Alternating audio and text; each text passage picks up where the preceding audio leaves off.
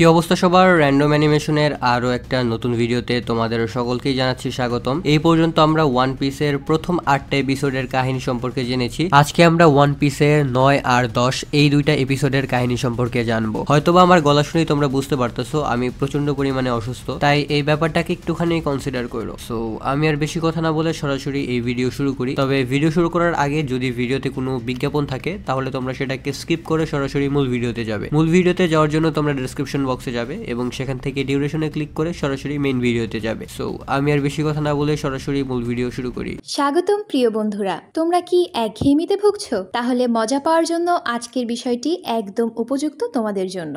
এখানে তোমরা বিভিন্ন খেলার ফলাফল জানতে পারবে, খেলা সরাসরি দেখতে পারবে এবং ভবিষ্যৎবাণী করার মতো মজার একটি অংশও রয়েছে, যেখানে তুমি অনুমান করতে পারো কোন দল জিতবে, কতটা ব্যবধানে ইত্যাদি। এতে রয়েছে আকর্ষণীয় পুরস্কার জয়ের সুযোগ, বিলাসবহুল গাড়ি, নামি মোবাইল ফোন, কম্পিউটার এবং আরো অনেক কিছু। এটি এমন একটি বিশ্বস্ত জায়গা যেটি PSG এর মতো আন্তর্জাতিক খেলার দলের পৃষ্ঠপোষকতা পেয়েছে, তাই এতে কোনো সন্দেহের সুযোগ নেই। নতুন কিছু খেলার সংযোজন হয়েছে, যেমন দ্রুতগতির চ্যালেঞ্জ খেলা ও মুরগির পথ চলা খেলা, যেখানে সহজেই খেলে আনন্দ নেওয়া যায়। আর হ্যাঁ, যদি তুমি আমাদের প্রচারমূলক সংকেত ব্যবহার করে নিবন্ধন করো তাহলে পেতে পারো 12,000 টাকা পর্যন্ত পুরস্কার একদম বিনামূল্যে। সঙ্গে থাকবে প্রথম জমাই অর্থের পর বিনামূল্যে ঘূর্ণনের সুযোগও। অর্থ গ্রহণ ও প্রেরণ করা যাবে খুব সহজভাবে, নগদ, বিকাশ, রকেট, ব্যাংক হিসাব সহ আরো অনেক মাধ্যমে। তাই আর দেরি না করে উপরে থাকা স্থায়ী মন্তব্যে ক্লিক করো, সেখানে নিবন্ধনের প্রক্রিয়া রয়েছে।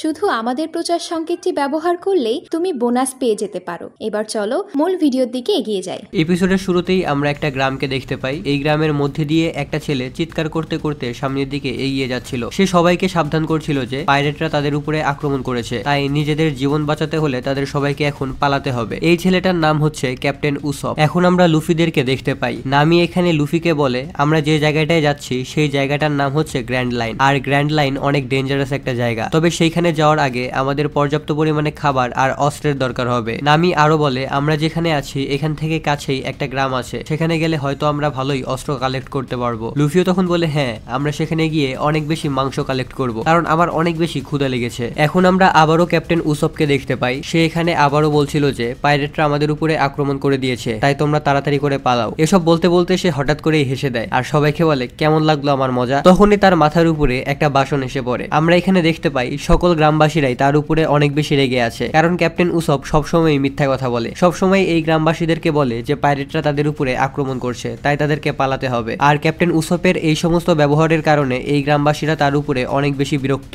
সকল গ্রামবাসীরা মিলে ক্যাপ্টেন উসপকে মারার জন্য তার পিছু করতে থাকে। তবে প্রত্যেকবারের মতো এবারেও ক্যাপ্টেন উসপ তাদের কাছ থেকে পালাতে সক্ষম হয়। আমরা দেখতে পাই উসপ এখন একটা গাছের উপরে শুয়ে ঘুমাচ্ছে। তখনই এখানে তার দুইজন চেলা পেপার আর ক্যারেট চলে আসে। তার 3 নম্বর চেলা অনিয়ন তখন দৌড়াতে দৌড়াতে এখানে এসে বলে বস, আমাদের উপরে পাইরেটরা আক্রমণ করে দিয়েছে। এটা শুনে উসপ বলে কি সত্যি সত্যি কি পাইরেটরা আমাদের উপরে আক্রমণ করেছে? অনিয়ন তখন বলে হ্যাঁ, সত্যি সত্যি তারা আমাদের উপরে আক্রমণ করেছে। আমি তাদের নৌকায় ক্যাপ্টেন বাগির পতাকা দেখতে পেয়েছি। এখন আমরা লুফিদেরকে দেখতে পাই। তারা ফাইনালি এই আইল্যান্ডে চলে এসেছে। এখানে আসার সাথে সাথেই জোরো তাদের সবাইকে সাবধান করে দেয়। জোরো তাদেরকে বলে লুফি সাবধান হয়ে যাও, এখানে আমি আশেপাশে অন্যান্য মানুষদের সেন্স করতে পারছি। তখনই কেউ একজন লুফির পায়ের উপরে আক্রমণ করে দেয়। তখনই তারা তাদের সামনে উসপের অনেকগুলো পতাকা দেখতে পায়। এটা দেখে লুফি অনেক বেশি ইমপ্রেস হয়ে যায়। লুফি তখন বলে এই জিনিসটা কত বেশি কুল, আমারও এই ধরনের একটা পতাকা লাগবে। ক্যাপ্টেন উসপ তখন এখানে ফ্লেক্স মারার জন্য বলে আমি উসপ, এই গ্রামের ক্যাপ্টেন। তোমরা যদি এই গ্রামে থাকতে চাও তাহলে তোমাদেরকে আমার সামনে মাথা নত করতে হবে। আমি ক্যাপ্টেন উসপ, আমার কাছে 80 লাখেরও বেশি সৈন্য আছে, তাই তোমরা সাবধান হয়ে যাও। নামি তখন বলে তুমি মিথ্যা কথা বলছো। এটা শুনেই উসপ বলে আরে আমি তো ধরা পড়ে গেলাম। নামি তখন বলে তোমার কাছে মাত্র 3 জন সৈন্য আছে, আর এই 3 জনও ছোট ছোট বাচ্চা, তাই না? নামির এই ধরনের কথা শুনে এই 3 জন বাচ্চা ভয়ে এখান থেকে দৌড়ে পালিয়ে যায়। এদিকে উসপ তখন লুফি আর জোরোকে দেখে অনেক বেশি ভয় পেয়ে যায়। উসপ তখন লুফি আর জোরোকে বলে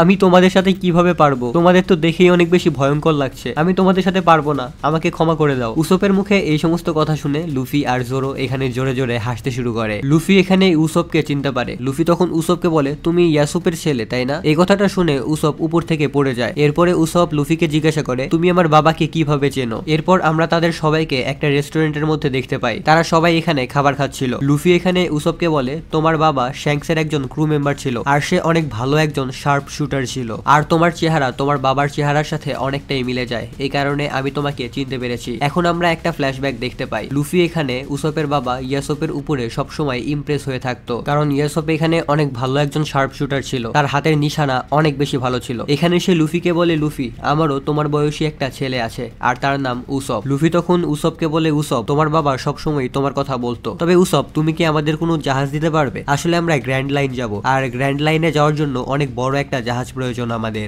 জোরো তখন বলে, আমি শুনেছি এখানে অনেক বড় একটা ম্যানশন আছে, আমার মনে হয় সেখানে গেলে আমরা একটা জাহাজ ব্যবস্থা করতে পারবো। এই কথাটা শুনেই উসব এখানে অনেক অদ্ভুত আচরণ করতে থাকে। উসব বলে, ওই মেনশনের ব্যাপারে কোনো কথা বলো না। এই কথাটা বলেই উসব দৌড়ে কোনো একটা জায়গায় চলে যেতে থাকে। তারা তিনজন এখানে বুঝতে পারছিল না যে হঠাৎ করেই উসবের কি হলো। এখন আমরা সেই মেনশনটাকে দেখতে পাই। এই মেনশনটা হচ্ছে এই গ্রামের সবচেয়ে বড় একটা মেনশন। এই মেনশনের বাইরে আমরা বেশ কয়েকজন গার্ডকে দেখতে পাই, আর এই মেনশনের ভেতরে আমরা একটা মেয়েকে দেখতে পাই। এই মেয়েটার নাম হচ্ছে মিস কায়া। উসব এখানে এই মেনশনের কাছে চলে আসে। সে তখন একটা ঝোপের গোপন রাস্তা দিয়ে মিস কায়ার সাথে দেখা করার জন্য এই মেনশনের ভেতরে ঢুকে পড়ে। কায়া তখন বুঝতে পারে যে উসব তার সাথে দেখা করতে এসেছে। আমরা দেখতে পাই উসব একটা গাছের উপরে বসে মিস কায়ার সাথে অনেক গল্প করতে থাকে। উসব এখানে কায়াকে হাসানোর জন্য নানান ধরনের ফালতু আর বানোয়াট গল্প বলতো। সে নানান ধরনের উদ্ভট গল্প বলে নিজেকে অনেক সাহসী একজন সমুদ্রের যোদ্ধা হিসেবে পরিচয় করিয়ে দেওয়ার চেষ্টা করত। তবে কায়া বুঝতে পারতো না যে উসব এই সবকিছুই মূলত চাপাবাজি করছে। এখন আমরা আবারও লুফিদেরকে সেই রেস্টুরেন্টের মধ্যে দেখতে পাই। তখনই এখানে উসবের সেই তিনজন শিষ্য চলে আসে। তারা এখানে এসে লুফিদেরকে বলে, তোমরা তাড়াতাড়ি বলো আমাদের ক্যাপ্টেন কোথায় আছে। তোমরা যদি আমাদেরকে এটা না বলো তাহলে আমরা তিনজন তোমাদেরকে এখানেই মেরে ফেলবো। লুফি এই তিনজনের কথাকে ইগনোর করে এবং বলে,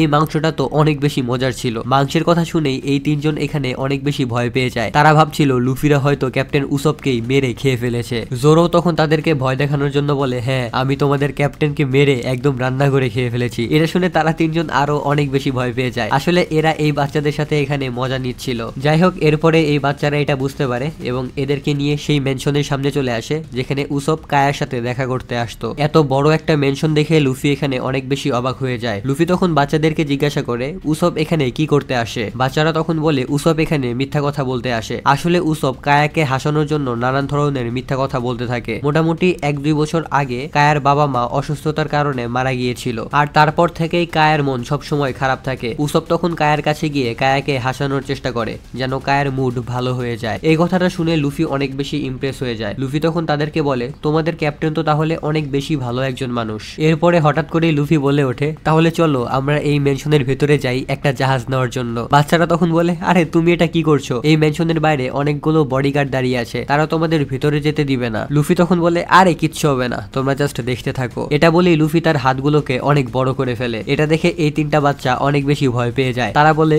আরে এই ছেলেটা তো একটা মনস্টার। যাই হোক, এরপর তারা সবাই লুফিকে ধরে ফেলে। লুফি তখন তার উপরের হাত ছেড়ে দেয়। এই কারণে তারা সবাই উপরে উড়ে এই ম্যানশনের ভেতরে চলে আসে। কায়া তখন নোটিস করে উপর থেকে কিছু একটা তাদের দিকে আসছে। কায়া তখন উসবকে জিজ্ঞাসা করে, উসব উপর থেকে ওইটা কি আমাদের দিকে এগিয়ে আসছে? তখনই এরা সবাই অনেক জোরে মাটিতে এসে পড়ে। এটা দেখে কায়া অনেক বেশি ভয় পেয়ে যায়। কায়া তখন বলে, এরা সবাই কি ঠিক আছে? এদের কিছু হয়নি তো? উসব তখন বলে, আরে কায়া চিন্তা করো না, এরা সবাই আমার পাইরেট দলে যোগ দিতে চায়, এই কারণে তারা পরীক্ষা দেওয়ার জন্য এখানে এসেছে। কায়া তখন জিজ্ঞাসা করে, সত্যি? লুফি তখন বলে, আরে না না। তখনই এখানে কায়ার বডিগার্ড চলে আসে। কায়ার বডিগার্ড এখানে এসে বলে, তোমরা এই ম্যানশনের ভেতরে কিভাবে ঢুকলে? আর তোমরা যেহেতু এখানে ঢুকে পড়েছো, এটার কারণে তোমাদের শাস্তি অবশ্যই পেতে হবে। এখন আমরা অদ্ভুত একটা মানুষকে দেখতে পাই। সে অদ্ভুত একটা চশমা পরেছিল আর সে মুনওয়াক করতে করতে এই গ্রামের দিকেই এগিয়ে আসছিল। সে অনেক বেশি ক্রিপি ছিল আর সে মুনওয়াক মানে উল্টো দিকে হেঁটে হেঁটে আসছিল। মানে তার মুখ ছিল সামনে বাট সে হাঁটছিল পেছন দিকে, এরকম কিছু একটা। যাই হোক, এদিকে কায়া তখন তার বডিগার্ড ক্লাহাডোরকে বলে, ক্লাহাডোর তখন বলে, মিস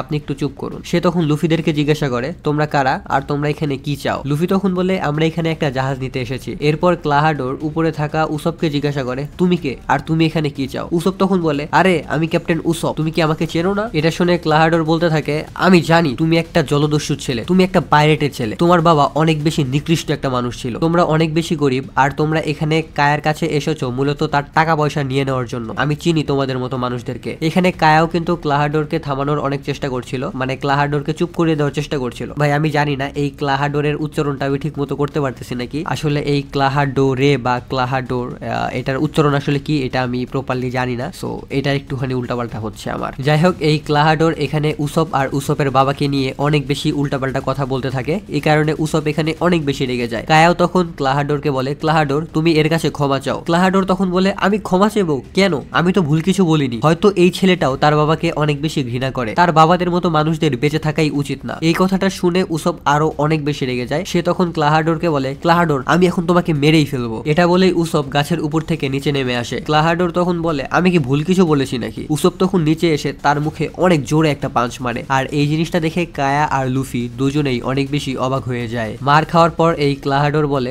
যেমন বাবা তেমনই ছেলে। এই কথাটা শুনে উসপ বলে, আমি কখনোই আমার বাবাকে নিয়ে মিথ্যা কথা বলিনি। আমার বাবা একটা পাইরেট ছিল আর এটা নিয়ে আমি গর্ব করি। ক্লাহাডোর তখন বলে, যেমন বাবা ঠিক তেমনই ছেলে। এটা শুনে উসপ আবারও তাকে মারতে যায়। কায়া তখন বলে, উসপ তুমি তাকে ছেড়ে দাও, সে শুধুমাত্র আমার ভালোর জন্যই এগুলো করছে, সে আমার অনেক ভালো চায়। কায়ার কথা শুনে উসপ এখানে ক্লাহাডোরকে ছেড়ে দেয়। ক্লাহাডোর তখন উসপকে বলে, তোমার মধ্যে যদি ন্যূনতম লজ্জা থাকে তাহলে তুমি কোনোদিনও আর এখানে আসবে না। এটা শুনে উসপ বলে, ঠিক আছে আমি আর কোনোদিনও এখানে আসবো না। এই সব কিছু দেখে লুফিও অনেক বেশি রেগে যায়। লুফিও এখানে এই ক্লাহাডোরকে অনেক বেশি গালি দিতে থাকে। তবে জোরো এখানে লুফিকে আটকায়, কারণ এই ব্যাপারটা তাদের না, সো তাদের এখানে জড়ানোর কোনো মানে হয় না। আমরা দেখতে পাই কায়া এখানে তার রুমের মধ্যে মন খারাপ করে বসে আছে। ক্লাহাডোর তখন কায়ার জন্য খাবার নিয়ে এখানে আসে। ক্লাহাডোর তখন কায়াকে বলে, মিস কায়া, আমি এখনো সেই দিনটাকে ভুলতে পারি না যেদিন আমি প্রথম এখানে এসেছিলাম। আমরা এখন মোটামুটি 3 বছর আগের একটা ফ্ল্যাশব্যাক দেখতে পাই। এখানে একটা ভিখারি তাদের ম্যানশনের সামনে আসে। সে এই ম্যানশনের সামনে এসে বলে, আমি আগে যেখানে কাজ করতাম সেখান থেকে আমাকে বের করে দেওয়া হয়েছে। আমার অনেক বেশি ক্ষুধা লেগেছে, এখন যদি আমাকে খাবার না দেওয়া হয় তাহলে আমি মারা যাব। এই ম্যানশনের গার্ডরা তাকে ঢুকতে দিচ্ছিল না। তখনই মিস কায়ার বাবা তাকে ঢোকার পারমিশন দিয়ে দেয়। গার্ডরা তখন তাকে বলে,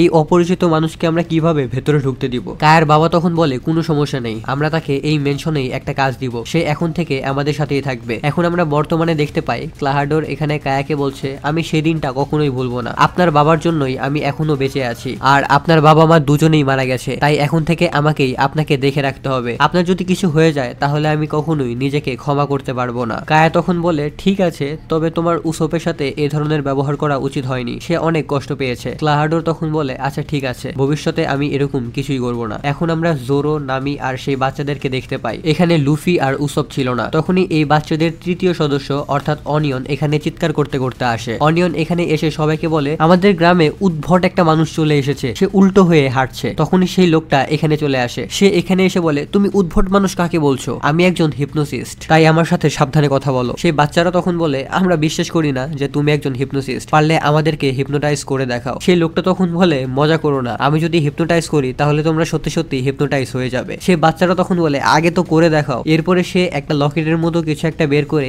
এই বাচ্চাদেরকে হিপনোটাইজ করার চেষ্টা করতে থাকে। এরপরে আমরা দেখতে পাই এই বাচ্চাদের সাথে সে নিজেও হিপনোটাইজ হয়ে এখানে ঘুমিয়ে পড়েছে। এই জিনিসটা জোরোর কাছে অনেক বেশি অদ্ভুত লাগে। জোরো এখানে তাকে বলতে থাকে, অন্যকে হিপনোটাইজ করতে এসে সে নিজেই হিপনোটাইজ হয়ে গেছে। যাই হোক, এখন আমরা ক্যাপ্টেন উসপকে দেখতে পাই। উসপ এখানে মন খারাপ করে সমুদ্রের কিনারায় বসেছিল। তখনই তার কাছে লুফি চলে আসে। লুফি এখানে এসে উসপকে বলে, উসপ, ওই লোকটা তোমার বাবা সম্পর্কে যাই বলুক না কেন, আমি জানি তোমার বাবা অনেক ভালো একজন পাইরেট ছিল। উসপ তখন বলে, হ্যাঁ আমি জানি আমার বাবা অনেক ভালো একজন পাইরেট ছিল আর আমি তাকে নিয়ে গর্ব করি। লুফি তখন বলে, উসপ তুমি কি আর ওই মেয়েটার কাছে যাবে না? উসপ তখন বলে, হ্যাঁ আমি ওই মেয়েটার কাছে যেতে পারি যদি সেই বাটলার আমার কাছে এসে ক্ষমা চায়। তখনই লুফি বলে, নিচে ওরা কারা? উসপ তখন বলে, আরে এটা তো সেই ক্লাহাডোর। তারা দেখতে পায় এখানে ক্লাহাডোরের সাথে সেই অদ্ভুত মানুষটাও আছে, আর এই অদ্ভুত মানুষটার নাম হচ্ছে জাঙ্গো। জাঙ্গো এখানে ক্লাহাডোরকে মাস্টার বলে ডাকছিল, আর ক্লাহাডোর এখানে বলছিল, তুমি কি সবকিছু প্ল্যান অনুযায়ী করেছো? জাঙ্গো তখন বলে, হ্যাঁ সবকিছু প্ল্যান অনুযায়ী চলছে, আমরা সেই ধনী মেয়েটাকে তো মেরে ফেলবো তাই না? এই কথাটা শুনে ক্লাহাডোর অনেক বেশি রেগে যায়। সে তখন বলে, এটাকে কোনো খুন বা হত্যা বলো না, এটা একটা অ্যাক্সিডেন্ট হবে, অ্যাক্সিডেন্টের মতো করে সেই মেয়েটা মারা যাবে। ক্লাহাডোর আরো বলে, এটাকে এমন ভাবে করতে হবে যেন কেউই আমাদের উপরে সন্দেহ না করে, তাহলেই আমরা তার পুরো সম্পত্তি নিয়ে নিতে পারবো। জাঙ্গো তখন বলে, হ্যাঁ মাস্টার ঠিক আছে, আমরা এটাকে খুবই সাবধানে করব। এই সবকিছুই কিন্তু উসপ আর লুফি উপর থেকে শুনছিল। এই সবকিছু শুনে উসপ এখানে অনেক বেশি ভয় পেয়ে যায়। এদিকে ক্লাহাডোর সেই জাঙ্গোকে বলে, প্ল্যান অনুযায়ী তুমি তাকে হত্যা করার আগে তাকে হিপনোটাইজ করবে এবং তাকে দিয়ে একটা নোট লিখিয়ে নিবে। সেখানে লেখা থাকবে, আমি নিজের ইচ্ছায় আমার সকল সম্পত্তি ক্লাহাডোরকে দান করছি, আর এরকমটা হলেই আমি এই সব সম্পত্তির মালিক হতে পারবো, আর এটার জন্য আমি পুরো 3 বছর একটা বাটলার হিসেবে এখানে ছিলাম। আসলে এখন আমরা জানতে পারি এই ক্লাহাডোর আসলে 3 বছর আগে একটা পাইরেট ছিল, আর সে যখন পাইরেট ছিল তখন তার নাম ছিল ক্যাপ্টেন কুরো। তাকে একটা ক্রস ক্রস ফায়ার করে মেরে ফেলা হচ্ছিল, তবে সে কোনোভাবে সেখান থেকে বেঁচে গিয়েছিল। আর তারপর সে এই গ্রামে এসে মিস কায়া আর গ্রামবাসীদের ট্রাস্ট অর্জন করে যেন সে মিস কায়ার সকল সম্পত্তি নিয়ে নিতে পারে আর কেউ যেন তাদেরকে সন্দেহও না করে। এখানে জাঙ্গো এই লোকটাকে ক্যাপ্টেন কুরো বলে ডাকছিল, আর এটা শুনে এই ক্লাহাডোর বা ক্যাপ্টেন কুরো বলে, এই নামে আমাকে ডাকবে না, আমি এই নামটাকে 3 বছর আগেই ছেড়ে দিয়েছি, আর সরকারও এই ক্ষেত্রে কিছুই করতে পারবে না, কারণ মেয়েটা তার সকল সম্পত্তি নিজের ইচ্ছায় আমাকে দিয়ে দিবে। এখানে আমরা আরো জানতে পারি এই ক্লাহাডোরই মূলত কায়ার সকল ফ্যামিলি মেম্বারদেরকে মেরেছিল যেন সে এই সকল সম্পত্তি নিজে পেতে পারে। তবে খুব সম্ভবত শুধুমাত্র কায়ার বাবার মৃত্যুটাই স্বাভাবিক ছিল, বাকি সবাইকে এই ক্লাহাডোরই মেরেছিল। যাই হোক, এই সবকিছুই কিন্তু লুফি আর উসপ শুনছিল। লুফি এখানে বুঝতে পারছিল না যে এখানে কি হচ্ছে। উসপ তখন বলে, লুফি এটা আসলে ক্যাপ্টেন কুরো, সে 3 বছর আগে নিজের মৃত্যুর একটা নাটক সাজিয়েছিল, সবাই ভাবছে সে হয়তো মারা গেছে, তবে সে আসলে বেঁচে আছে, আর সে আগামীকালকে এই গ্রামের উপরে আক্রমণ করে মিস কায়াকে মেরে ফেলবে এবং তার সকল সম্পত্তি নিয়ে নিবে। এই লোকেরা কালকে কায়াকে মেরে ফেলার চেষ্টা করবে, আমি কোনোভাবেই এটা হতে দিতে পারবো না, আমাকে কিছু একটা করতেই হবে। তখনই লুফি এখানে বোকার মতো দাঁড়িয়ে যায় আর বলে, এই তোমরা শোনো, তোমরা যদি ওই কায়ের উপর হাত দেওয়ার চেষ্টা করো তাহলে আমি তোমাদেরকে একদম মেরে ফেলবো। তখনই উসব দাঁড়িয়ে বলে, আরে স্যার, আমরা তো জাস্ট এখান দিয়ে যাচ্ছিলাম, আমরা সত্যি সত্যি কোনো কিছুই শুনিনি। আর লুফি, তুমি কি পাগল হয়ে গেছো নাকি, তুমি এসব কি করছো? যাই হোক, এখন ক্যাপ্টেন কুরো জাঙ্গোকে বলে, জাঙ্গো তুমি তো জানো যে তোমাকে এখন কি করতে হবে তাই না? জাঙ্গো তখন বলে, ইয়েস স্যার, আমি জানি এখন আমাকে কি করতে হবে। জাঙ্গো তখন তার সেই হিপনোটাইজ করার মেশিনটাকে বের করে এবং সেটাকে লুফির দিকে ধরে। উসব তখন লুফিকে সাবধান করে দিয়ে বলে, লুফি ওটার দিকে তাকিও না, ওটার দিকে তাকালে তুমি হিপনোটাইজ হয়ে যাবে। তবে এখানে জাঙ্গো লুফিকে খুবই সহজে হিপনোটাইজ করে ফেলে, তবে এই কারণে জাঙ্গো নিজেও এখানে হিপনোটাইজ হয়ে যায়। ক্যাপ্টেন কুরো তখন জাঙ্গোকে বলে, ও জাঙ্গো, তোমার এই অভ্যাসটা তাহলে এখনো যায়নি তাই না? যাই হোক, এরপরে লুফি সেই পাহাড়ের উপর থেকে সরাসরি নিচে পড়ে যায়, আর নিচে পড়ার সময় লুফির মাথা আগে পড়েছিল। এই কারণে এটা দেখে এরা সবাই মনে করে লুফি হয়তো মারা গেছে। জাঙ্গো তখন বলে, আরে ভাই, আমি তো তাকে মারতেই চাই নাই, আমি তো জাস্ট তাকে হিপনোটাইজ করতে চেয়েছিলাম। যাই হোক, এরপরে ক্যাপ্টেন কুরো বলে, যা হওয়ার হয়ে গেছে, এখন আমরা আগামীকালকে আমাদের প্ল্যানকে এক্সিকিউট করব, আর ওই মেয়েটাকে এমন ভাবে মারবো যেন সবাই মনে করে এটা জাস্ট একটা অ্যাক্সিডেন্ট। এরপর সে উসবকে বলে, আর উসব, তুমি যা পারো করে নাও, তুমি চাইলে গ্রামবাসীদেরকে গিয়ে এই কথাটা বলতেও পারো, তবে এতে কোনো লাভ হবে না, কারণ তোমার কথা কেউই বিশ্বাস করবে না, সবাই ভাববে তুমি প্রত্যেক দিনের মতো আজকেও মিথ্যা কথা বলছো। এখন আমরা একটা ফ্ল্যাশব্যাকে দেখতে পাই, উসব যখন প্রথম কায়াকে তার কাহিনীগুলো শোনাতে যেত, তখন কায়া উসবের কথায় অনেক বেশি রেগে যেত। সে তখন উসবকে এখান থেকে চলে যেতে বলতো, তবে ধীরে ধীরে সে উসবের এই সমস্ত উদ্ভট কাহিনীর সাথে অনেক বেশি অভ্যস্ত হয়ে যায় এবং সে উসবের এই গল্পগুলোকে অনেক বেশি এনজয় করতে থাকে। আর উসবের এই গল্পগুলো শুনে তার মন অনেক বেশি ভালো হয়ে যেত। উসব এই সমস্ত কিছু দৌড়াতে দৌড়াতে ভাবছিল, উসব এখানে অনেক বেশি কান্না করছিল। উসব তখন বলে, আজকে যদি আমি মিস কায়াকে বাঁচাতে না পারি তাহলে আমি কখনোই নিজেকে ক্ষমা করতে পারবো না। যাই হোক, এখানেই আজকের এই এপিসোড শেষ হয়ে যায়। আজকে আমরা 9 আর 10 এই দুইটা এপিসোডের কাহিনী সম্পর্কে জেনেছি। সো তোমরা বুঝতেই পারতেছো যে এখানে এই ক্লাহাডোর কি পরিমাণে ষড়যন্ত্র করতেছে। সো এই ক্লাহাডোর কি আগামীকালকে মানে সামনের এপিসোডে মিস কায়াকে মারতে পারবে নাকি পারবে না, আর লুফি এখানে কি অ্যাকশন নেবে, সেই সবকিছু জানতে পারবো আমরা আগামীকালকের ভিডিওতে। তবে খুবই তাড়াতাড়ি, মানে এই আর্কের মধ্যেই তোমরা লুফি আর এই কুরোর অস্থির একটা ফাইট দেখতে পাবা। এছাড়াও তোমরা জোরোরও কিন্তু অনেক ভালো একটা ফাইট দেখতে পারবা। সো সামনের এপিসোডগুলো কিন্তু অনেক বেশি বেটার হতে চলেছে। সো আশা করবো তোমরা এই এপিসোডগুলো অনেক বেশি এনজয় করতেছো এবং ভবিষ্যতের গুলো অনেক বেশি এনজয় করবে। আজকের এই এপিসোডে কিন্তু আমি এই ক্যাপ্টেন কুরো বা ক্লাহাডোরের নামটা ঠিক মতো উচ্চারণ করতে পারি নাই, আর এই জিনিসটা আশা করতেছি তোমরা কনসিডার করবা। যাই হোক, এই ভিডিওটা আজকের মতো এখানেই শেষ হয়ে যাচ্ছে। আজকের মতো আমি এখানেই বিদায় নিচ্ছি। ভালো থাকো, সুস্থ থাকো, আল্লাহ হাফেজ।